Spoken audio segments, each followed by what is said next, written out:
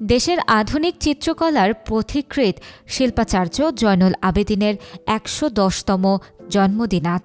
১৯১৪ সালের এই দিনে কিশোরগঞ্জের একটি ছোট্ট গ্রামে জন্মগ্রহণ করেছিলেন এই কালজয়ী প্রতিভা। শিল্প সংস্কৃতির আলো হাতে নিয়ে তিনি শুধুমাত্র ক্যানভাসের রং তোলেননি, তুলির মাধ্যমে তুলে এনেছিলেন মানুষের সংগ্রাম, দুঃখ, কষ্ট আর স্বপ্নের ছবি। তার প্রতিটি রেখায় ছিল মাটির গন্ধ, মানুষের স্পন্দন। ১৯৪৩ সালের দুর্ভিক্ষের ছবি কে ভুলতে পারে? সেই হৃদয় বিদারক দৃশ্য, ক্ষুধার্ত মানুষের আর্তনাদ, জীবনের প্রতি তাদের অসহায়ত্ব, সবকিছু শিল্পাচার্যের তুলিতে পেয়ে গেল এক অমর রূপ।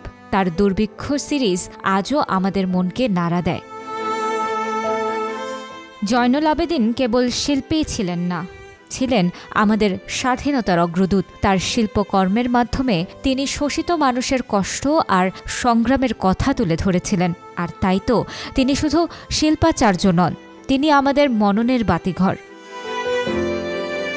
শিল্পাচার্য জয়নুল আবেদিনের হাত ধরে জন্ম নেয় ঢাকা আর্ট কলেজ, যা আজ ঢাকা বিশ্ববিদ্যালয়ের চারুকলা ইনস্টিটিউট। এ প্রতিষ্ঠান শুধু আমাদের দেশে নয়, সারা বিশ্বের শিল্প চর্চার এক উজ্জ্বল কেন্দ্র। তিনি আমাদের শিখিয়েছেন কেবল রং তুলিতে ছবি আঁকা নয়, জীবনকে উপলব্ধি করা। আজ শিল্পাচার্য জয়নুল আবেদিনের জন্মদিনে আমরা তার প্রতি জানাই গভীর শ্রদ্ধা।